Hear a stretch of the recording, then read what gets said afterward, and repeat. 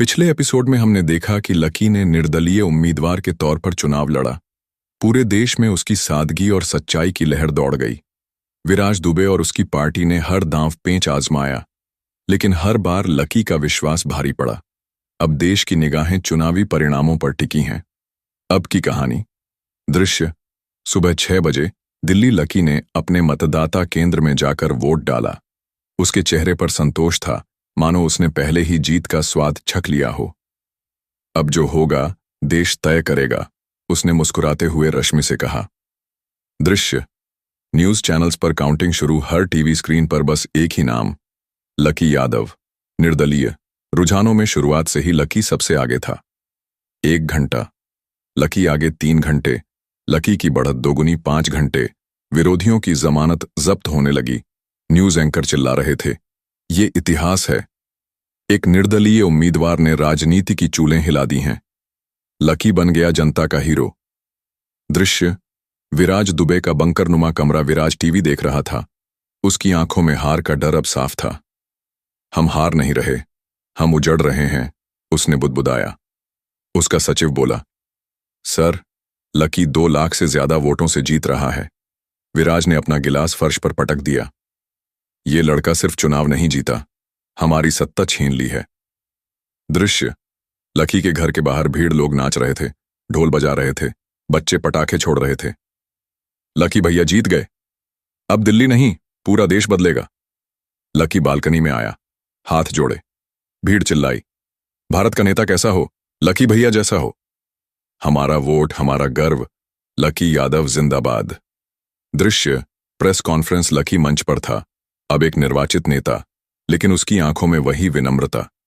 मैं कोई नेता नहीं बना, मैं अब भी वही लकी हूं जो आपके साथ खड़ा है।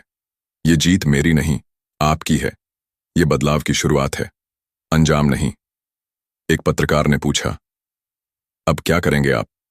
लकी ने जवाब दिया, अब वो करेंगे जो सालों से कोई नहीं कर पाया, ईमानदारी से देश की सेवा, जवाबदेही और निडरता से। दृश्य रश्मि और लकी की शाम। चुनाव के बाद पहली बार लकी और रश्मि अकेले बैठे थे। रश्मि ने पूछा, अब सब बदल जाएगा? लकी, नहीं, अब हमें बदलना शुरू करना है, क्योंकि असली लड़ाई अब शुरू होती है। सूरज की किरणें चमचमाते गुंबद पर पड़ रही थीं। पहली बार लकी संसद में कदम रख रहा था। झकाझक सफेद कुर्ता पायजामा, कंधे पर वही पुराना झोला और आंखों में दृढ़ निश्चय। सुरक्षा कर्मियों ने उसे पहचान कर सलामी दी। कैमरे फ्लैश कर रहे थे और मीडिया उसे जनता का प्रतिनिधि कह रही थी। वो जो बिना पार्टी के आया है, लेकिन पूरे देश को साथ लेकर चला है, एक रिपोर्टर बोला। दृश्य संसद का पहला दिन। स्पीकर के स्वागत के बाद नए सांसदों का परिचय हो रहा था। जब लकी का नाम आया, पूरा सदन कुछ पल को शांत हो गया। लकी यादव, स्वतंत्र सांसद, वाराणसी। कुछ नेता चुपचाप मुस्कुराए तो कुछ ने नाक भौंसी कोड़ी। ये बच्चा क्या कर लेगा यहां?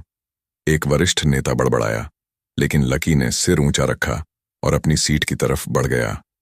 दृश्य पहली बहस। सत्र की पहली बहस थी, घोटालों और पारदर्शिता पर। विपक्ष और सत्ता पक्ष की नोकझोंक के बीच लकी खड़ा हुआ। पहली बार एक निर्दलीय सांसद बोल रहा था, मैं आज यहां खड़ा हूं उन करोड़ों आवाजों की तरफ से जो सालों से अनसुनी है। मैं कोई राजनीतिक विरासत लेकर नहीं आया, मेरे पास कोई वंश नहीं, कोई धनबल नहीं, लेकिन मेरे पास देश की उम्मीद है। और मैं आप सबसे पूछता हूं, क्या ये सदन उस उम्मीद पर खरा उतरने को तैयार है? पूरा सदन कुछ पल के लिए सन्न रह गया। दृश्य संसद के बाहर पत्रकारों ने लकी को घेर लिया। क्या आपको लगता है कि अकेले आप सिस्टम बदल सकते हैं? लकी मुस्कुराया, मैं अकेला नहीं हूं, मेरे साथ 125 करोड़ लोग हैं, जिनके मन में अब डर नहीं, सवाल हैं। दृश्य विराज दुबे की पार्टी मीटिंग। विराज दुबे अब भी सत्ताधारी पार्टी के ताकतवर सांसदों में गिने जाते थे। हारने के बाद भी उनके पास संसाधन और रसूख था। इस लड़के को बोलने से रोको, विराज गुर्राया।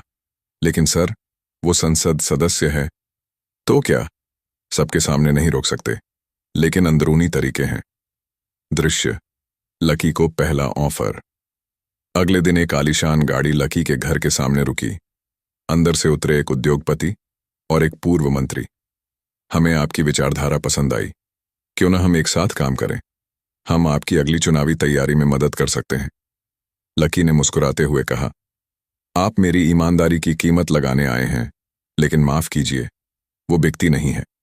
दृश्य, रश्मि और लकी की रात। रश्मि लकी के लिए खाना परोस रही थी। अब जब संसद में हो, डर नहीं लगता? लकी बोला, डरता हूं, लेकिन अगर मैं डर गया तो उन करोड़ों लोगों का क्या होगा जिन्होंने मुझ पर यकीन किया है। सत्र शुरू होते ही स्पीकर ने कहा, आज का विषय है रक्षा सौदों में पारदर्शिता। लक्की ने अपनी सीट से खड़े होकर अनुमति मांगी। माननीय स्पीकर, मेरे पास कुछ दस्तावेज हैं जो ये सिद्ध करते हैं कि हाल ही में हुए एक रक्षा सौदे में घोटाले की बू है। मैं इन्हें सदन के सामने रखना चाहता हूं। विपक्ष की ओर से तालियां बजीं, लेकिन सत्ता पक्ष में खलबली मच गई।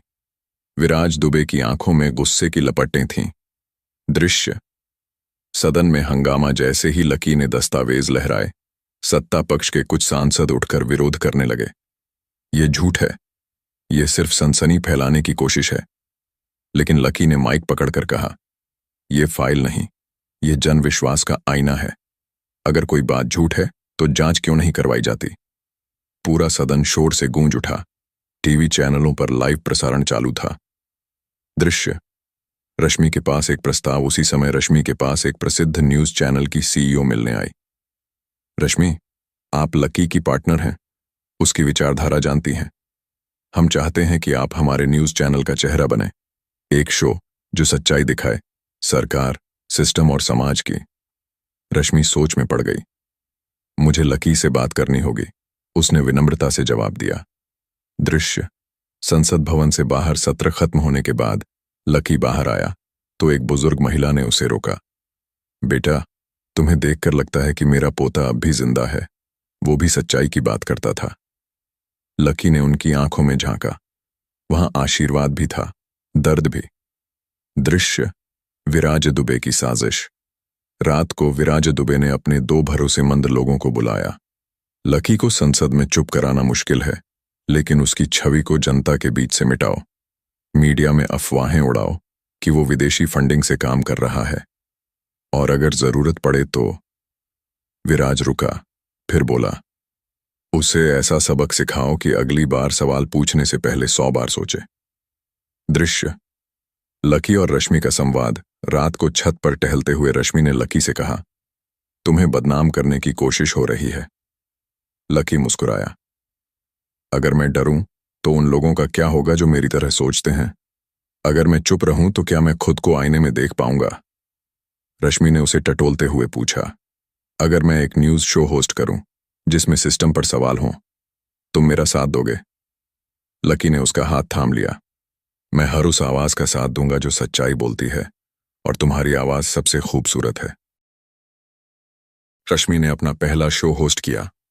नाम था जनता की अदालत। पहला एपिसोड शुरू होते ही उसने कहा, आज हम बात करेंगे उस सच्चाई की जिसे पर्दे के पीछे दबा दिया जाता है। मेरे साथ हैं वो युवा चेहरा जिसने संसद में भी सच्चाई बोलने से परहेज नहीं किया, लकी। कैमरे पर लकी मुस्कुराते हुए दिखाई दिया, लेकिन उसकी आंखों में गहराई थी। रश्मि ने पहला सवाल किया, लकी, तुम्हारे ऊपर आरोप लग रहा है कि तुम्हें विदेशी एनजीओ फंड कर रही है। क्या तुम इसके जवाब में कोई दस्तावेज प्रस्तुत करोगे? लकी शांत रहा, फिर बोला, मेरे पास सिर्फ एक जवाब है, पारदर्शिता। कल मैं प्रेस कॉन्फ्रेंस करके हर फंडिंग डिटेल सार्वजनिक करूंगा। दृश्य, सोशल मीडिया पर तूफान। रात तक ट्विटर, यूट्यूब और फेसबुक पर ट्रेंड चल रहा था, फेक नेशनलिस्ट और रॉक हीरो और फ्रॉड।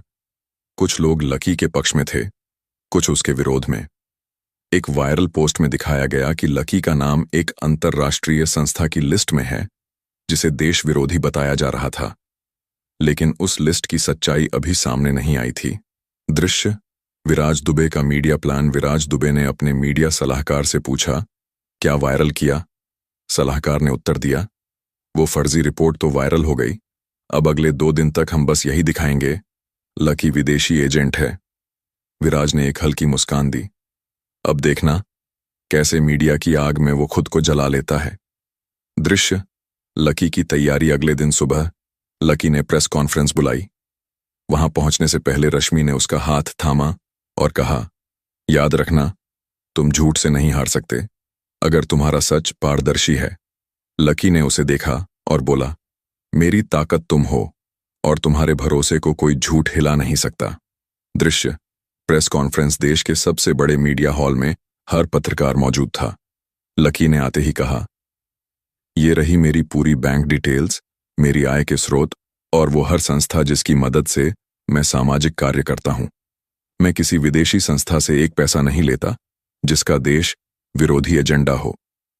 उसने बड़ी स्क्रीन पर लाइव प्रूफ दिखाए, सभी ऑडिटेड डॉक्यूमेंट्स, टैक्स रिटर्न्स और एनजीओ फाइलिंग्स।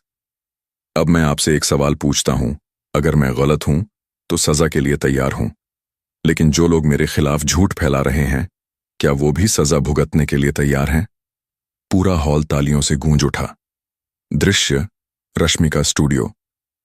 रश्मि ने शो में उस फर्जी रिपोर्ट की पड़ताल शुरू की और खुलासा किया कि जिस इंटरनेशनल लिस्ट में लकी का नाम था वो एक स्कैम वेबसाइट थी जिसे किसी ने पिछले हफ्ते ही पंजीकृत किया था। ये रहा उस वेबसाइट का WHOIS रिकॉर्ड।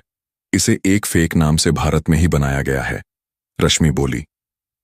दृश्य संसद के बाहर एक धमाका। उसी शाम जब लकी प्रेस कॉन्फ्रेंस के बाद संसद से बाहर निकल रहा था, एक बाइक सवार उसके नजदीक आया और एक कागज फेंक कर भाग गया। कागज पर लिखा था, सच बोलना बंद कर दो वरना अगली बार ये कागज नहीं बम होगा।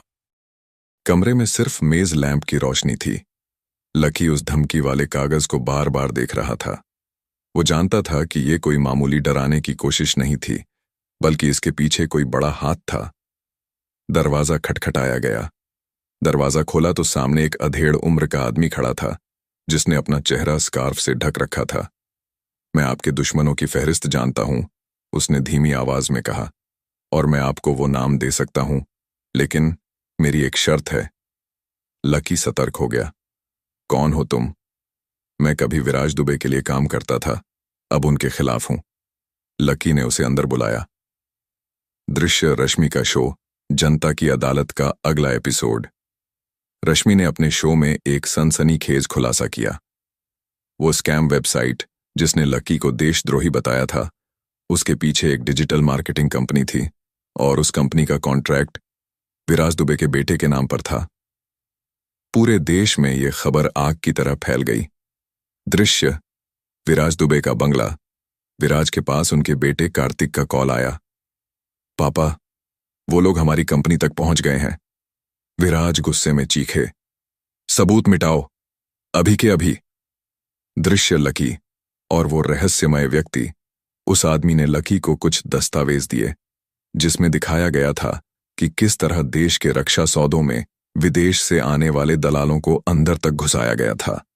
उन दलालों की लिस्ट में कुछ अप्रत्याशित नाम थे, जैसे एक पूर्व जनरल, एक राज्यसभा सांसद और एक टीवी चैनल के मालिक। ये लो, ये फाइल है उनकी कमजोरी की, उसने कहा। लकी ने पूछा, तुम ये क्यों दे रहे हो? क्योंकि मेरी बेटी एक हादसे में मारी गई थी और उस हादसे के पीछे इन्हीं लोगों का हाथ था।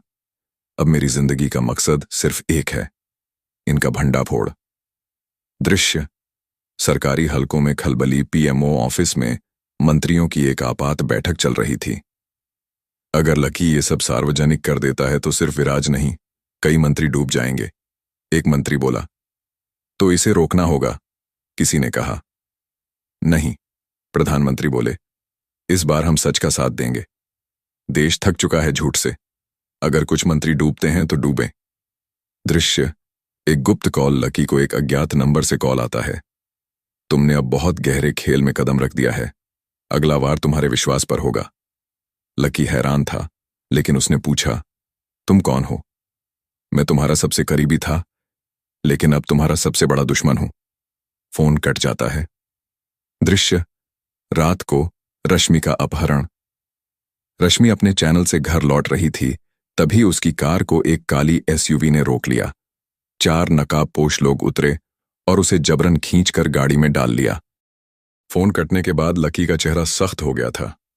तुम्हारा सबसे करीबी, उसने बुदबुदाया। वो तुरंत अपने लैपटॉप पर बैठ गया और रश्मि के फोन की जीपीएस लोकेशन ट्रेस करने की कोशिश करने लगा, लेकिन सिस्टम ने दिखाया सिग्नल लॉस्ट। उसी वक्त रोहन कमरे में घुसा। लकी, मुझे कुछ अजीब लगा। हमारे ऑफिस के पास 2 अज्ञात गाड़ियां 3 घंटे से खड़ी हैं। लकी उठा।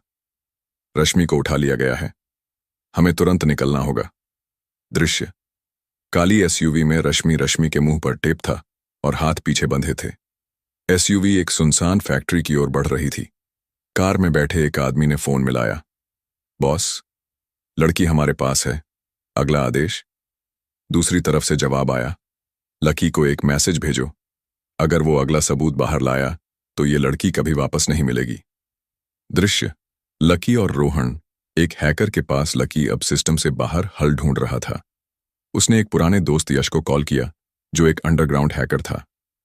मुझे उस एसयूवी का कैमरा फीड चाहिए, कुछ भी, कोई नंबर, कोई क्लू। यश ने सीसीटीवी फुटेज की मदद से कार का नंबर निकाला और उसका लोकेशन ट्रेस किया।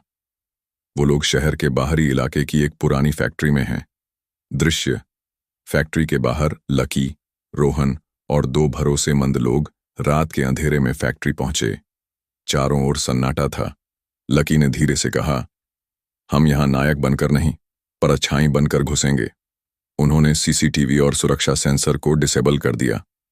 दृश्य, फैक्ट्री के अंदर रश्मि को एक कुर्सी से बांधा गया था। 4 नकाबपोश उसके इर्द गिर्द थे। तभी दरवाजा चुपचाप खुला और एक धुंधली आकृति अंदर दाखिल हुई, लकी।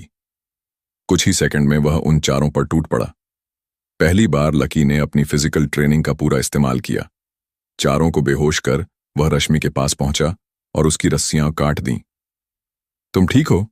रश्मि ने आंखें खोली। तुम आ गए। दृश्य, बाहर निकलते समय, लेकिन जैसे ही वो बाहर निकलने लगे, उन्हें सामने से किसी के ताली बजाने की आवाज आई। वाह वाह लकी, तुम तो सच में हीरो निकले। एक काले सूट में आदमी बाहर आया और लकी के चेहरे पर हैरानी छा गई। आदित्य? हाँ, वही आदित्य, लकी का कॉलेज फ्रेंड और कभी सबसे भरोसेमंद पार्टनर। तुम्हें लगा मैं तुम्हारे साथ हूं? मैं ही वो था जिसने तुम्हारी सारी मीटिंग्स की जानकारी लीक की। मैं ही वो हूं जिसने वेबसाइट फेक बनाई। मैं ही वो हूं जो अब विराज दुबे का दाहिना हाथ है। रश्मि चौंक गई। लकी का चेहरा एकदम शांत हो गया। तुम मेरे लिए मर चुके हो आदित्य, लकी ने कहा, और तुम जल्द ही सचमुच मरोगे। आदित्य ने जवाब दिया और अपने गार्ड्स को इशारा किया। एक और धमाका, फैक्ट्री का एक हिस्सा ब्लास्ट में उड़ गया। लकी और रश्मि जैसे तैसे बचकर बाहर भागे। दृश्य, अगली सुबह टीवी न्यूज हेडलाइंस, रिपोर्टर रश्मि का अपहरण और रहस्यमय ब्लास्ट।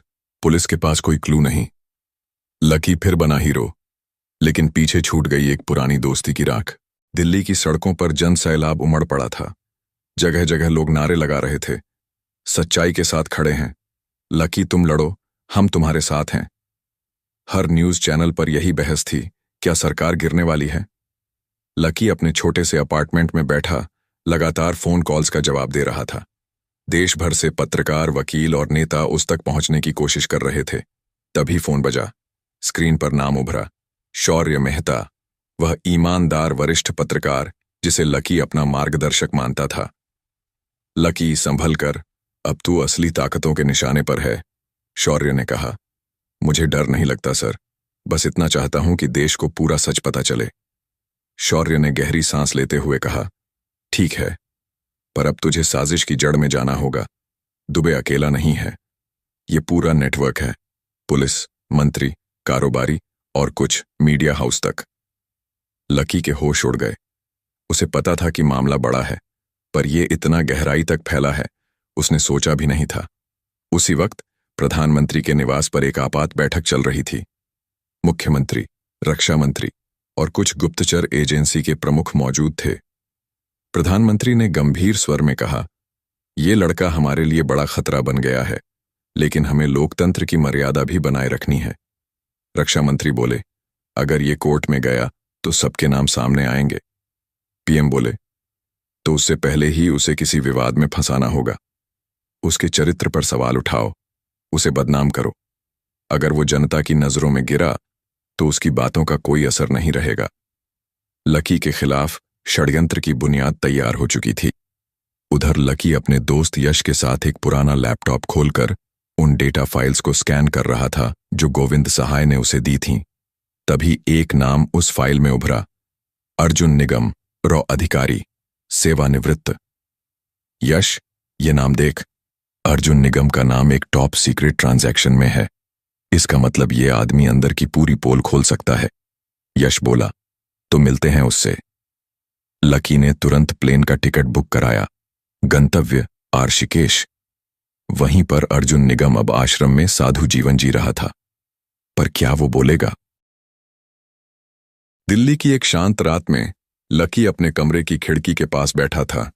सामने दूर तक फैले शहर की रोशनी झिलमिला रही थी, लेकिन लकी का मन भारी था। मेज पर गोविंद सहाय की तस्वीर रखी थी, वही बुजुर्ग जो लकी को उस रास्ते पर लाए थे जहां आज वह खड़ा था। अचानक दरवाजे पर दस्तक हुई।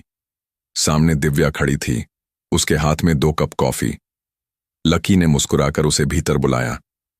कल सुबह सुप्रीम कोर्ट में सुनवाई है, लकी ने धीरे से कहा। दिव्या ने उसकी आंखों में झांकते हुए पूछा, क्या तुम तैयार हो?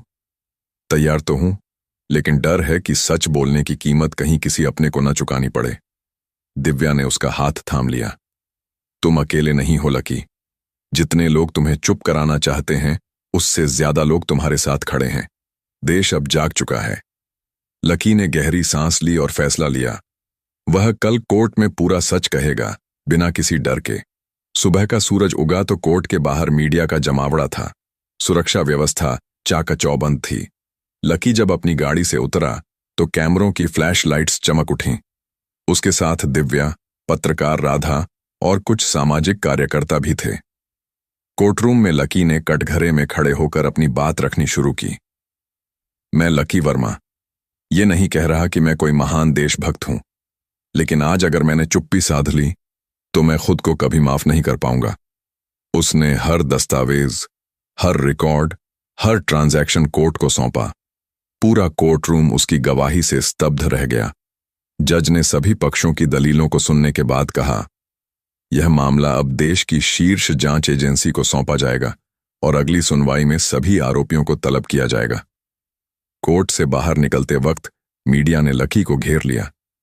एक रिपोर्टर ने पूछा, क्या आपको डर नहीं लगता? लकी ने जवाब दिया, सच बोलने में डर नहीं लगता, झूठ में जीने में लगता है। दूर एक छत पर बैठे 2 नकाबपोश लोग लकी को देख रहे थे। उनमें से एक बोला, अब वक्त आ गया है उसे रोकने का।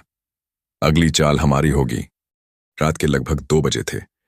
दिल्ली की सड़ीडी सड़कें सुनसान थीं, लेकिन लकी के फ्लैट के पास एक एसयूवी धीरे धीरे आकर रुकी। उसमें से 4 आदमी निकले, जिनके चेहरे ढके हुए थे और चाल में खतरनाक ठहराव था। वे सीधे उस फ्लैट की ओर बढ़े जहां लकी छुपा था। अंदर लकी जाग रहा था, क्योंकि उसके मन में बेचैनी थी। उसने खिड़की से बाहर झांका और एसयूवी को देख उसका दिल धक से रह गया। उसने फौरन अपने लैपटॉप में मौजूद सारे डाटा को एक पेन ड्राइव में ट्रांसफर करना शुरू कर दिया। दरवाजे पर दस्तक हुई। 1 बार, फिर 2 बार। तीसरी बार वो दस्तक धमाके में बदल गई।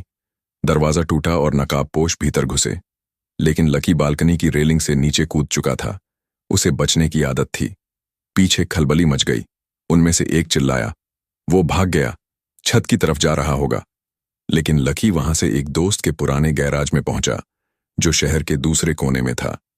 वहां उसने अपना फोन जलाया और एक सुरक्षित नेटवर्क से एक लाइव ब्रॉडकास्ट शुरू किया। उसके पीछे दीवार पर लिखा था, अगर मुझे कुछ हुआ तो ये वीडियो प्ले होगा। लाइव में वह बोला, अगर आप ये देख रहे हैं तो शायद मैं सुरक्षित नहीं हूं, लेकिन सच अब रुकेगा नहीं। इस वीडियो में उसने एक और नेता का नाम लिया, उद्योग मंत्री श्रीधर शरण, जो रक्षा सौदों में दलाली के आरोपों में फंसे थे। दस्तावेज एक एक करके स्क्रीन पर दिखने लगे। इस बार सरकार का बड़ा तबका हिल गया। प्रधानमंत्री तक को बयान देना पड़ा। अगर हमारे ही लोग दोषी हैं तो उन्हें सजा मिलेगी। पर अब लकी की जान पर खतरा पहले से कई गुना बढ़ चुका था। लकी के फोन पर लगातार कॉल्स आ रहे थे। विपक्षी पार्टियां, सोशल मीडिया एक्टिविस्ट्स और कुछ बहादुर पत्रकार सभी चाहते थे कि वो आगे बढ़े और सच्चाई को पूरी तरह सामने लाए। लकी ने अपने फ्लैट को अस्थायी वॉर रूम बना दिया था। दीवारों पर अखबारों की कटिंग्स, दस्तावेजों की कॉपियां और टीम के मिशन प्लान लगे हुए थे। उनके साथ अब कुछ और पुराने आईएएस और ईमानदार अफसर भी जुड़ चुके थे, जो इस सिस्टम से टूट चुके थे, लेकिन अब फिर खड़े होना चाहते थे। हमें सिर्फ विराज दुबे को ही नहीं, इस पूरे करप्ट सिस्टम को बेनकाब करना है, लकी ने कहा। उसकी आंखों में अब पहले से कहीं ज्यादा दृढ़ता थी।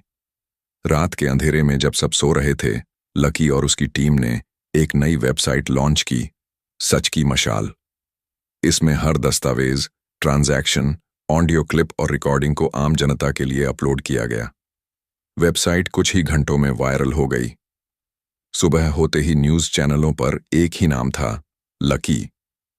विराज दुबे ने भी तुरंत प्रेस कॉन्फ्रेंस बुलाई। उसने आरोप लगाया कि यह सब विपक्ष की साजिश है और लकी को पैसे देकर इस्तेमाल किया जा रहा है। लेकिन जैसे ही एक सीनियर अफसर की गवाही का वीडियो वायरल हुआ, जिसमें वो खुद कह रहा था कि विराज ने उसे डराकर फर्जी साइन करवाए थे, देश की हवा बदल गई। सड़ी डीचकों पर प्रदर्शन शुरू हो गए। लकी के समर्थन में युवाओं की रैलियां निकलने लगीं। कॉलेजों में डिबेट, सोशल मीडिया पर हैशटैग ट्रेंड करने लगे, लकी फॉर जस्टिस। इस बीच विराज दुबे की पार्टी में भी दरारें पड़ने लगीं।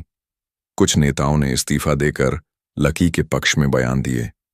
ये वही नेता थे जो लंबे समय से दबी जुबान में विराज से असंतुष्ट थे। लकी ने अगला कदम उठाते हुए सुप्रीम कोर्ट में जनहित याचिका दायर की। उसने सिर्फ विराज के खिलाफ नहीं, बल्कि उन सभी अधिकारियों और नेताओं की लिस्ट पेश की जो इस भ्रष्टाचार में शामिल थे। कोर्ट ने तुरंत संज्ञान लिया और 72 घंटे के अंदर सीबीआई को प्रारंभिक जांच का आदेश दिया। लकी अब सिर्फ एक आम इंसान नहीं था, वो बदलाव की उम्मीद बन चुका था। लेकिन जैसे ही कोर्ट से आदेश निकला, उसी रात लकी के फ्लैट के बाहर एक संदिग्ध कार देखी गई। कैमरों में 2 नकाबपोश लोग दिखे जो उसके बिल्डिंग के आसपास मंडरा रहे थे।